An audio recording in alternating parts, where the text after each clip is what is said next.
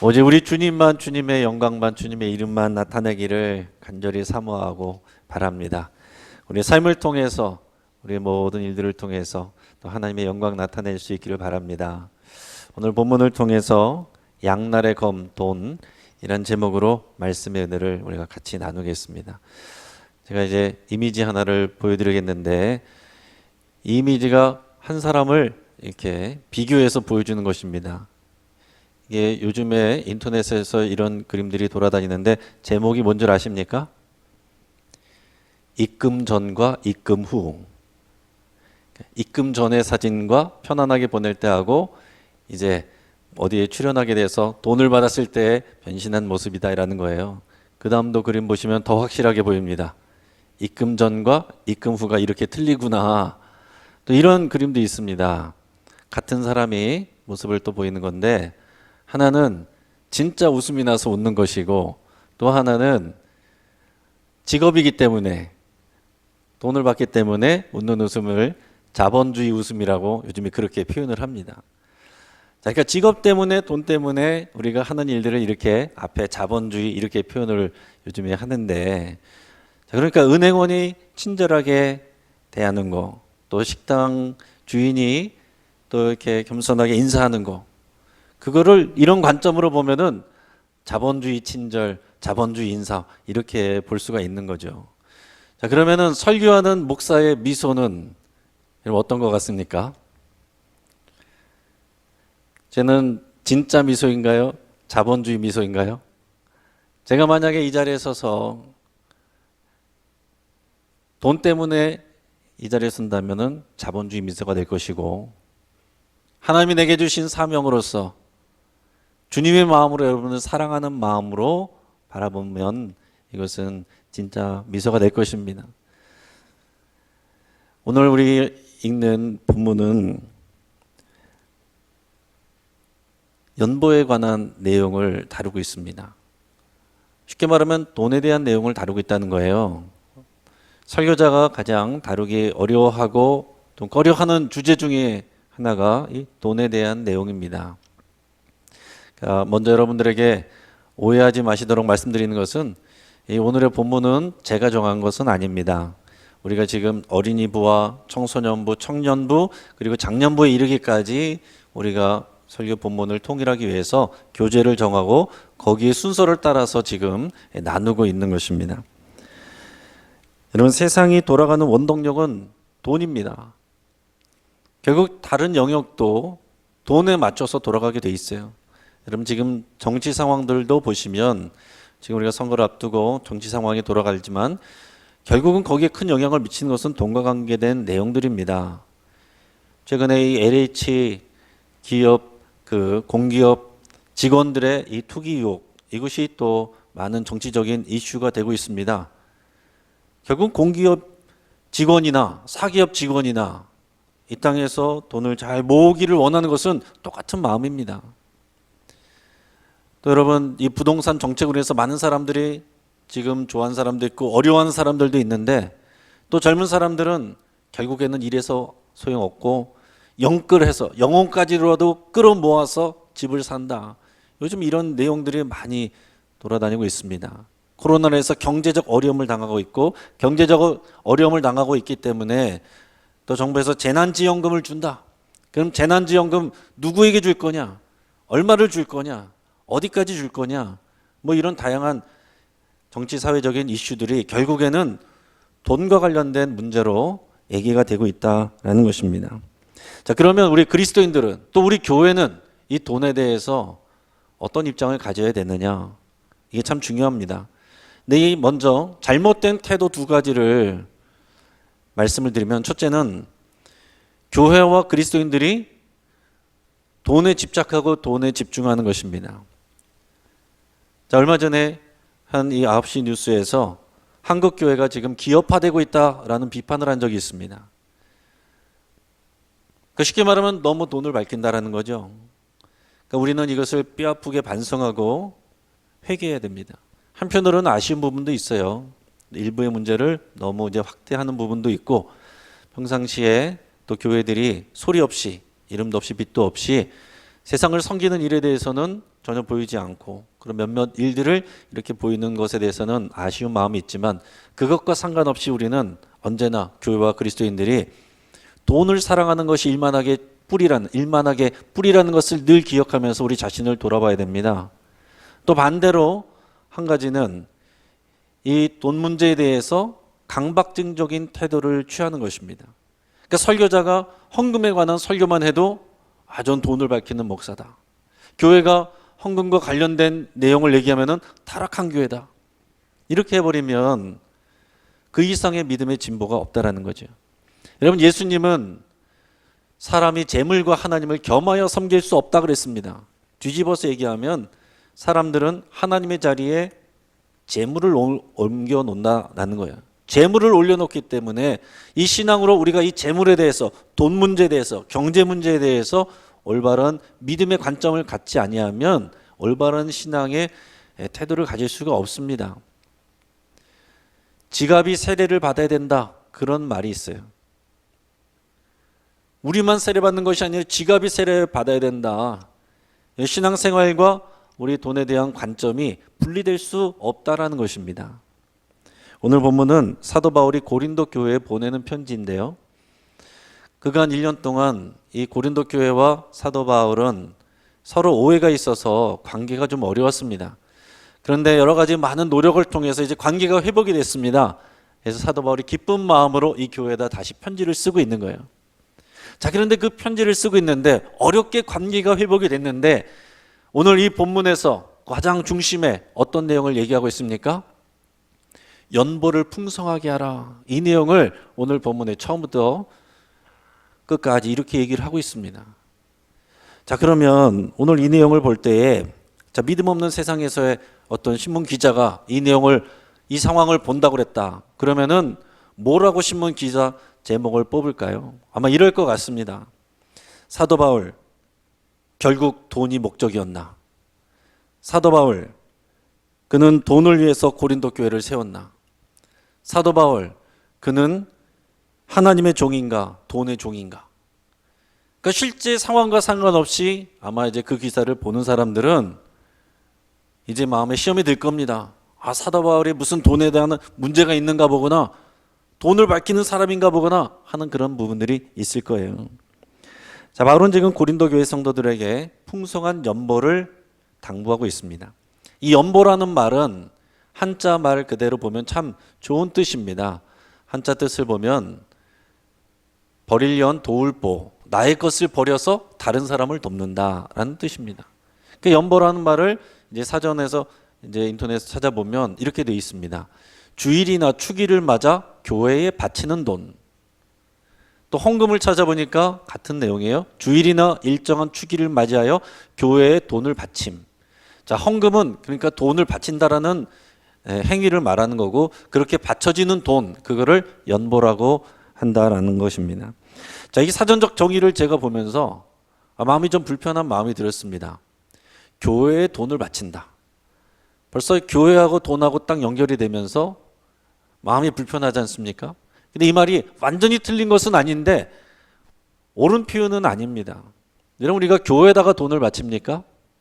하나님께 바치는 거죠. 하나님께 드리는 것입니다. 사람이 관리를 할지라도 우리는 하나님께 드리는 그 믿음을 가지고 하는 거예요. 그러니까 이 헌금하는, 연보를 내는 이 일에 대해서 사람을 보느냐 하나님을 보느냐에 따라서 그 태도가 전혀 달라질 수밖에 없다라는 것입니다. 교회 밖의 사람들은 교회에 바친다, 이거를 또 어떻게까지 생각하냐면은 목사에게 바친다, 이렇게 생각하는 분들이 있어요. 심지어 교회 얼마 다니지 않은 이제 신앙에 아직 별로 안 자라신 분들 중에서도 그렇게 하시는 분들이 있어요. 목사는 일주일 내내 쉬고 주일에만 일하고 성도들이 내는 헌금을 목사가 가져간다, 이렇게 생각하는 분들이 있습니다. 절대 그렇지 않습니다. 간혹 그런 교회가 있을지라도 그런 교회는 잘못된 교회고, 어떤 교회는 재정부가 있어서 다 투명하게 관리를 하고 목사는 정해진 사례비만 받습니다. 여러분들이 더 많이 내셨다고 해서 목사가 더 받는, 수당을 받거나 보너스 받거나 그런 건 전혀 없는 거예요. 그리고 주보를 보시면 헌금 명단이 나오는데 이런 믿음의 내용이 없으면 야, 이거 봐라. 교회가 헌금 낸 사람들 이름 드러낸다. 이렇게 보게 되는 거죠. 하지만 이것은 재정의 투명한 처리를 위해서 이름을 실는 것입니다. 그러니까 하나의 일종의 영수증처럼 이것을 투명하게 공개적으로 이것을 하는 것입니다. 여러분, 우리가 아무리 좋은 의미를 가졌다고 할지라도, 좋은 의미로 했을지라도 이것을 어떤 마음과 어떤 믿음의 눈으로 보느냐에 따라서 그 결과가 전혀 달라질 수 있어요. 저도 예배 순서에서 우리 주보 순서에 우리가 좀 전에 봉헌 순서를 가졌는데, 저는 봉헌이란 말을 사용하지 헌금이란 말을 사용하지 않습니다. 헌금 기도라고 하지 않고 저는 봉헌 기도라고 얘기합니다. 여러분도 헌금위원이라고 하기보다는 봉헌위원이라고 하세요. 왜냐하면 헌금이란 말은 말 자체가 돈에 너무 초점이 맞춰져 있어서 우리가 은연중에 돈에 대한 생각에 마음이 간다는 거예요. 봉헌이란 말은 공경하여서 바치는 행위를 말합니다. 우리가 하나님 앞에 공경한, 믿음으로 공경하는 마음으로 하나님께 드리는 거, 돈을 드리면 헌금, 물건을 드리면 헌물, 우리가 몸으로 봉사해 드리면 헌신, 이거 다 봉헌이죠. 믿음이 없으면 봉헌을 어떻게 이해하겠어요? 믿음 없는 사람이 처음 이제 교회 오시거나 왔다 갔다 하시면서 안 할 수는 없고 눈치 보여서 하게 되면 무슨 생각을 하겠습니까? 입장비 정도로 생각을 하시겠죠. 그럴 수밖에 없습니다. 자, 초신자의 경우에서도 그럴 수 있습니다. 내가 드리는, 하나님께 드리는 헌금을 교회에 내는 기부금이라고 생각할 수 있어요. 실제로 우리가 연말 되면은 기부금 영수증을 교회에서 발급을 해드립니다. 사회에 이제 내고 하셔야 되니까 기부금 영수증을 드리는데 그것은 이제 사회에 맞춰서 그런 용어를 쓰는 거지 기부금이어서 하는 게 아니에요. 그러니까 기부금 영수증도 하니까 당연히 헌금을 기부금이라고 생각하는 그런 분들도 있다라는 것입니다. 우리가 하나님께 또 교회에 선심 쓰듯이 기부하는 것, 이게 우리의 연보와 헌금 생활이 아닙니다. 우리는요, 하나님께서 우리의 주인이시기 때문에, 우리를 창조하셨기 때문에, 창조주이시고 우리를 구원하셨기 때문에, 그리고 우리가 하나님을 알기도 전에 우리를 위하여 하나님의 독생자 예수 그리스도의 생명을 거저내 주셨기 때문에 우리가 하나님께 그 사랑에 반응을 해서 예배도 하고 예물도 드리는 것입니다. 그렇기 때문에 우리가 아무리 많은 것을 드린다고 할지라도 하나님이 이미 우리에게 주신 것에 비하면 아주 미미한 것입니다. 하지만 또한 우리가 마음을 담아서 정성으로 하나님께 드리면 아무리 작은 물질이라도 하나님이 그것을 크게 보신다고 그랬습니다. 중요한 건 뭡니까? 돈 자체가 아니라 그것을 드리는 사람의 마음이고 믿음이다라는 거예요.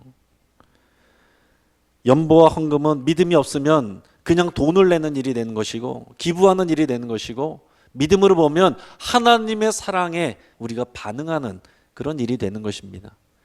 자, 오늘 바울은 지금 고린도 교회에 연보를 강조하고 있습니다. 예루살렘 교회를 돕기 위한 연보예요. 자, 이 예루살렘 교회는 원래 가난한 사람들이 많은 교회이기도 하고 또 기근 때문에, 몇 년 동안 이어진 기근 때문에 상당히 경제적으로 어려움을 겪고 있는 상황이었습니다. 더군다나 예루살렘 교회는 특별한 의미가 있어요. 왜냐? 예수님께서 승천하시고 나서 그 약속대로 이 땅 가운데 세워진 첫 교회가 예루살렘 교회입니다. 그리고 그 예루살렘 교회에 있는 사도들과 성도들이 흩어져서 선교하고 전도하였기 때문에 오늘 이 고린도 교회 같은 교회들이 세워질 수 있었던 거예요. 그리고 그 선교와 복음 전파가 더 일어나서 오늘 저와 여러분들이 이 자리에 앉아 있는 것도 그렇게 된 것입니다. 그러니까 따져 올라가면은 우리가 다 이 예루살렘 교회에 그런 사랑과 은혜의 빚을 졌다라고 할 수 있는 거죠. 그런 관점으로 그런 믿음의 견지를 가지고서 지금 사도 바울이 얘기를 하고 있는 것입니다. 예수님이 이 교회를 세웠기 때문에 고린도 교회 성도들 입장에서는 예루살렘 교회 우리랑 상관도 없는데, 일면식도 없는데 왜 도와줘야 돼? 라고 생각할 수 있지만 그리스도의 몸인 교회이기 때문에 전혀 남모르는 사람들을 도와주는 것이 아니라 그리스도의 몸인 교회를 섬기는 거다. 이 믿음의 고백이 필요한 거예요. 그 믿음을 가지고 있기 때문에 사도 바울이 이렇게 담대하게 얘기할 수가 있는 것입니다. 사도 바울이 돈을 좋아하는 사람이냐? 돈을 밝히는 사람이냐? 전혀 아니죠. 선교하는 데 있어서 혹시라도 사람들이 돈 때문에 시험에 들까 봐 자비랑 선교한 사람입니다.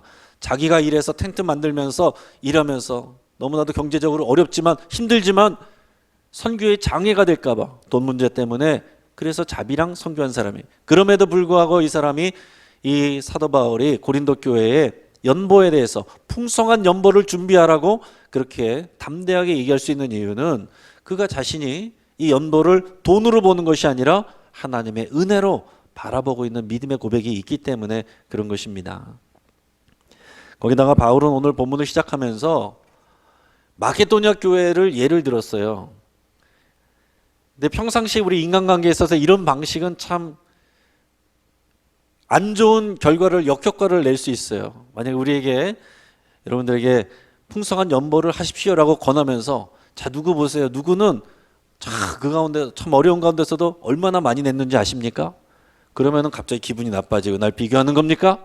그러면서 기분 나빠질 수 있는 거예요. 근데 마게도냐 교회를 예를 들면서 지금 얘기를 하고 있습니다. 마게도냐 교회는 지금의 발칸반도 지역인데 쉽게 말하면 데살로니가 교회, 빌립보 교회, 베레아 교회 이런 교회들이에요. 이 교회들은 예루살렘 교회처럼 가난한 교회입니다.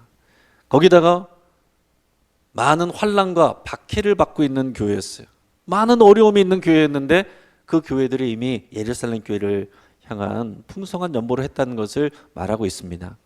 오늘 본문의 1절에서 5절까지 말씀을 우리가 쉬운 성경으로 한번 우리에게 보내는 편지라고 생각하고 한번 읽어보시길 바랍니다. 저 시작. 헌금에 대하여 성도 여러분, 하나님께서 마케도니아에 있는 교회들에게 베푸신 은혜를 여러분에게 알려드립니다. 마케도니아 지역 교회들은 심한 환난을 겪으면서도 기쁨이 넘쳤으며 극심한 가난 속에 시달리면서도 헌금을 많이 하였습니다. 나는 그들이 할 수 있는 만큼만이 아니라 능력 이상의 것을 드렸다고 확실하게 말할 수 있습니다. 그것도 자원에서 말입니다. 그 교회들은 이런 은혜와 성도들을 섬기는 일에 자기들도 참여하게 달라고 우리들에게 간절히 부탁하였습니다. 그들은 우리가 기대했던 것 이상으로 먼저 자신을 주님께 드리고 난 후에 하나님의 뜻대로 우리에게도 주었던 것입니다. 아멘. 자, 어떤 일이 이런 일이 가능하겠습니까? 이 마게도냐 교회 사람들은 자기들도 가난하고 또 많은 핍박과 환난 속에 있는데 어떻게 자원해서 이 일에 우리도 끼어달라고 하면서 적극적으로 더 풍성하게 그렇게 할 수 있었냐는 말이죠. 우리가 읽었던 말씀의 5절을 보면은 그들은 자기 자신을 먼저 하나님께 드리고 이렇게 돼 있어요. 그리스도인은 교회 다니는 사람이 그리스도인이 아니에요. 교회 다니는 사람은 교인이고 그리스도인은 그리스도를 따르는 사람이 그리스도인입니다. 나의 삶을 그리스도께 바치는 사람이, 드리는 사람이, 나의 삶의 주인이 그리스도라고 고백하는 사람이 그리스도인인 거예요. 이 마게도냐 사람들이 자기 자신을 먼저 하나님께 드렸다라고 그랬어요. 나의 삶은 하나님의 것입니다. 이 고백을 하니까 내게 있는 적은 것이지만 이거 다 하나님의 그 사랑과 은혜 위하여서 나도 사용받게 해주십시오. 그런 마음으로 했다는 거예요. 이 사람들은 인생의 목적이 돈이 아니고 하나님과 하나님 나라입니다. 그래서 이게 가능한 것입니다. 사랑하는 여러분, 오늘 이 믿음이 우리에게 있어야 될 줄 믿습니다.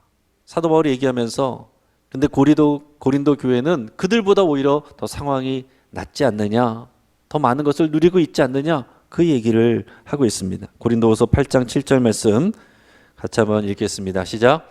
오직 너희는 믿음과 말과 지식과 모든 간절함과 우리를 사랑하는 이 모든 일에 풍성한 것 같이 이 은혜에도 풍성하게 할지니라.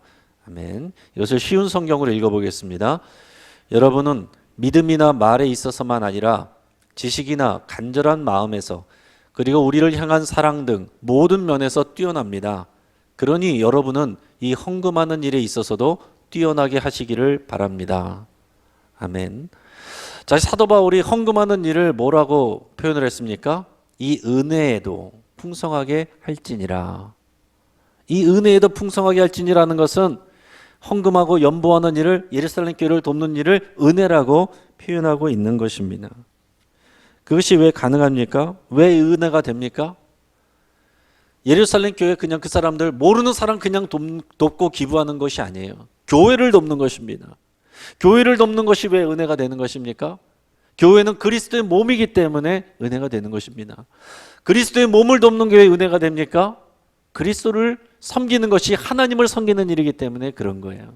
그러니까 이 일은 하나님의 은혜에 반응하여서 그 하나님의 은혜에 내가 반응하는 것이다라는 믿음의 고백이 있는 것입니다. 여러분, 이 믿음의 고백이 우리에게 있어야 되는 거예요. 우리는 하나님과 교회에 기부하는 사람이 아니라 이미 내게 주신 모든 것은 하나님의 것이고 하나님의 은혜이고 거기에 감사해서 반응하여 예배하고 반응하여 예물 드리고 반응하여 헌신하고, 이것이 우리의 믿음이에요. 이 믿음이 있어야 된다라는 것입니다. 이 연보의 원리에 대해서 사도 바울이 몇 가지, 세 가지를 줬는데 간단하게 한번 살펴보겠습니다. 자, 첫째, 같이 한번 읽어보겠습니다. 자, 시작. 예수님이 우리를 위해 가난하게 되심으로 우리가 부유하게 되었습니다. 9절 말씀입니다. 우리 주 예수 그리스도의 은혜를 너희가 알거니와 부유하신 이로써 너희를 위하여 가난하게 되심은 그의 가난함으로 말미암아 너희를 부유하게 하려 하심이라. 아멘. 우리가 이 일을 해내고 할 수 있는 이유는 뭐냐면 예수님이 우리를 위하여 가난하게 되심으로 우리가 부유하게 되었기 때문이다 말했습니다. 여러분, 이것이 우리의 믿음의 고백이어야 돼요. 하나님께서 하늘의 보좌와 그 영광과 모든 부유함을 버리고 이 땅 가운데 우리를 구원하시기 위해서 가난한 사람의 모습으로 오신 거예요. 그래서 우리가 예수 그리스도를 믿음으로 우리는 이 땅의 부요만이 아니라 하나님의 나라의 기업을 받는 상속자가 됐다라는 것입니다.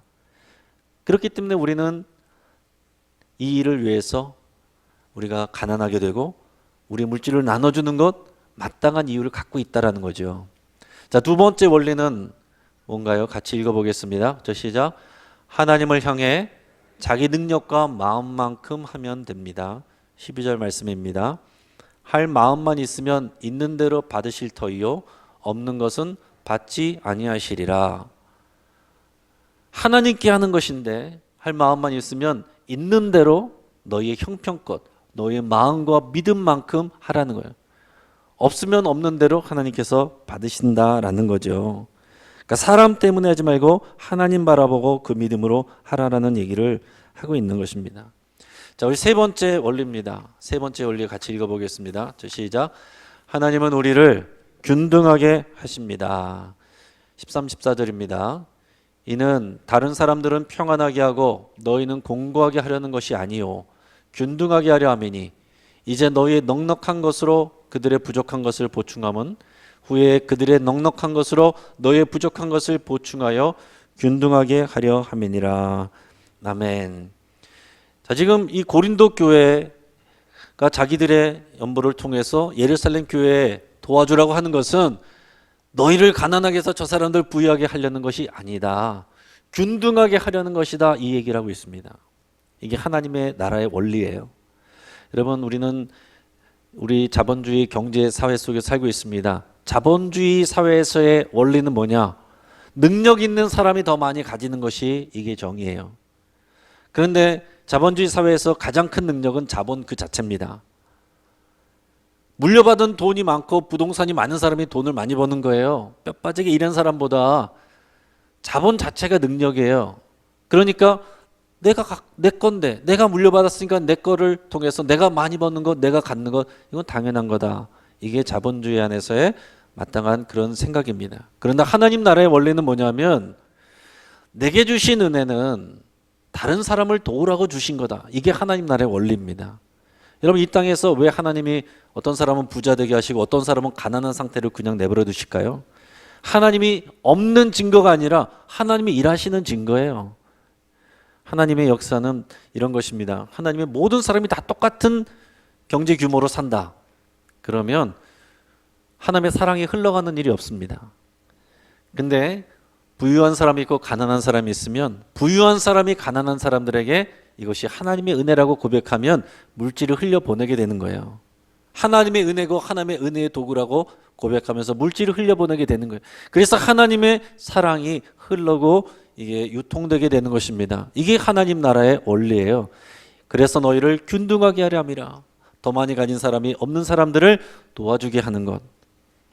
그러니까 우리는 우리에게 주신 모든 것들, 이거는 나를 위해서 주신 것만이 아니라 나보다 못한 사람들, 어려운 사람들을 도우라고, 흘려보내라고, 그것이 하나님 나라와 영광을 위해서 사용하는 것이라고, 그 믿음의 고백을 가지고 살아가는 것입니다. 여러분, 교회가 왜 돈에 대해서 자꾸 말을 해야 됩니까? 말을 해야 됩니다. 왜냐하면 세상에서 가장 중요하게 사람들이 생각하는 게 돈이기 때문에 그런 거예요. 결국 우리의 신앙의 선택은 뭐냐? 하나님이냐 돈이냐? 하나님이냐 재물이냐? 그 두 가지입니다. 하나님을 위해서 돈을 사용하는 것이냐? 돈을 위해서 하나님께 기도하는 것이냐? 우리가 똑같은 모습으로 예배하고 기도할지라도 우리 마음의 태도와 믿음에 따라서 전혀 다를 수가 있는 것입니다. 사랑하는 성도 여러분, 우리는 이 연보와 헌금을 돈으로 볼 수도 있고 이것을 하나님의 은혜로 볼 수도 있습니다. 이것을 기부하는 것으로 볼 수도 있고 하나님의 교회를 섬기고 사랑을 흘려보내는 그 은혜의 도구로 볼 수도 있는 거예요. 그럼 우리 교회 보시면 여기 뒤에 이런 데 보시면 헌금 봉투가 많이 있습니다. 다양한 제목의 헌금 봉투들이 있어요. 그 헌금 봉투들 제목을 보면 선교 헌금, 건축 헌금, 차량 헌금, 상주의 헌금, 구제 헌금, 사랑의 건강식 헌금, 늘 푸른 대학 후원 헌금, 꽃꽂이 헌금 등등등 있습니다. 자, 이것을 우리가 어떤 관점으로, 어떤 믿음으로, 어떤 마음으로 보느냐에 따라서 달라집니다. 자, 이것을 그냥 돈으로 보게 되면 영신교회는 돈을 밝히는 교회가 되고 다양한 방식으로 성도들의 돈을 뽑아내는 교회다, 이렇게 볼 수 있는 것이고, 반대로 이것을 믿음의 관점으로 보면 영신교회는 다양하게 교회와 이 지역사회를 섬기는 교회구나, 이렇게 볼 수 있는 것입니다. 오늘 제목처럼 돈은 양날의 검입니다. 돈으로 보는 그런 세상의 이치로 바라보면 이것은 서로를 상처나게 하고 교회를 깨지게 합니다. 그러나 믿음의 눈으로 보면 이것은 서로를 건강하게 하고 부유하게 하는 일이 됩니다. 저 여러분이 모두가 영신교회예요. 저 여러분, 그리고 우리 영신교회가 정말 하나님을 가장 우선순위에 놓고 이 물질을 돈으로 보는 것이 아니라 은혜로 보아서 하나님의 사랑과 은혜를 풍성하게 흘려보내는 저와 여러분들, 우리 교회가 될 수 있기를 주의 이름으로 축복합니다.